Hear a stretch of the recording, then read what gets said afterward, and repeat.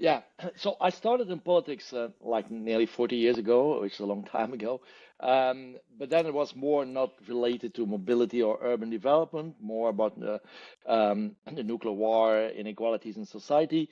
And then at a certain point, I decided to stop with politics. But I went back in politics like 20 years ago because I was living for a couple of years in Brussels at the time, and still today, of course.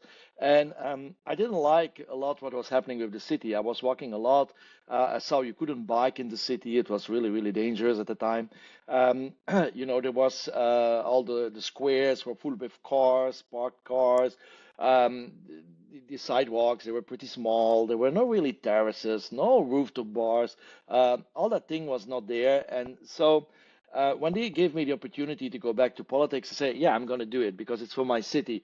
And so I entered in it. And, when I do something, I want to have a vision, I want to have an objective. And then, sometimes in politics, it takes some time to change attitudes. And so 20 years ago, Brussels was a very car-oriented city.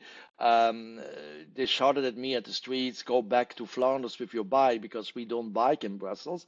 And of course, in the northern part of Belgium, Flanders, people bike. And I grew up with a bike. So I wanted to bike in Brussels too, like many other people basically, but there was no space for it. So this became one of my fights in order to not to be against the car because everybody uses a car once in a while or needs a car once in a while somehow. So I just, it's about redistributing public space. And so that was the start of it, making Brussels a better city, a less car-oriented city, a city with better architecture, public space, very important as the living room, meeting place in a city. So that was been doing the last 20 years. Did not grow up in Brussels, but you No, grew up in Flanders, yeah, and you wanted to introduce the bike-friendly way of growing up from Flanders into Brussels. Because actually, I yeah, am also from Flanders, and when I think about it, when I went to elementary school, when I went to high school, we always used our bike. It was a part of life, and when you graduated from elementary, going to high school, everybody received a bike as a gift, so you could go a little bit further to high school. So it was actually part of our life. We use it as a way to transport to go to parties. But when I was studying at the HUB in Brussels, it was a whole new world because the taxis were driving crazy, the buses were driving crazy, and I was afraid to use the Velo bikes actually because it was all a little bit too hectic. How do you perceive the evolution of Brussels transportation landscape during your time in politics, and what significant changes have you witnessed? yeah. A lot, of course, changed the last 20 years. And I think when Bloomberg wrote a couple of weeks ago his article about how Brussels can be an example for American cities, I think that is crazy because it is what it is. We came from far. So what did we do? The first thing on bikes was that I wanted to make bikes visible in the city because like 20 years ago, 25, 20 years ago, cyclists were really an exception. It were pioneers. People were sometimes really risking their lives, and there was no space for cyclists. So the first thing we did was painting all these bike lanes on the ground in order to say to car drivers, there might be a cyclist coming up here. But not only bike lanes, on every crossroad, we painted like these spaces when the light turns red, that cyclists could go in front of the cars, and when the light turns green, they can start first. Yeah. So that was important too. We started to put bike racks in the city everywhere.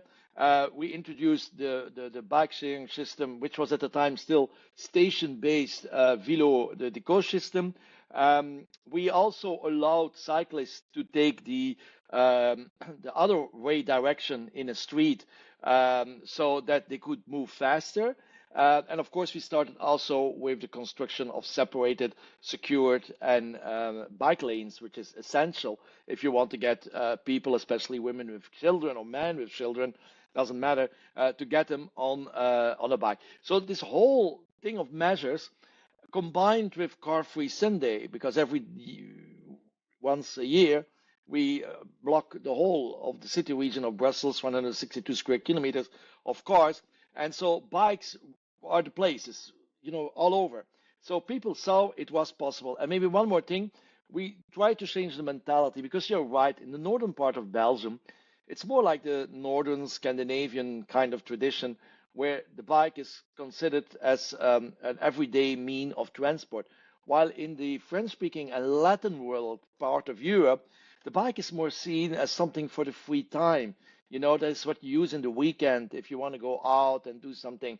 But it's not really seen as a mean of transport, and to some extent it's understandable because if you go to the southern part of Belgium, Wallonia, they are much more hilly, Exactly. distances are far, much more far, so that's a little bit understandable. But it's a culture thing, and you also see it in Italy or Spain or the south of France, where cycling is more considered as free time, loisir, and not as thing. So it's also about changing the mentality combined with doing infrastructure works, and then you get the result. Because today we have lots of cyclists in Brussels, and even traffic jams of cyclists. So who could ever imagine that we were going to have that in Brussels? Exactly. I can imagine back in the days when you started, it was a little bit, you were maybe an outsider or maybe a revolutionary thinking about bikes because I guess it was a car centric society. Because I remember seeing a picture of the Grand Place. It actually used to be a parking.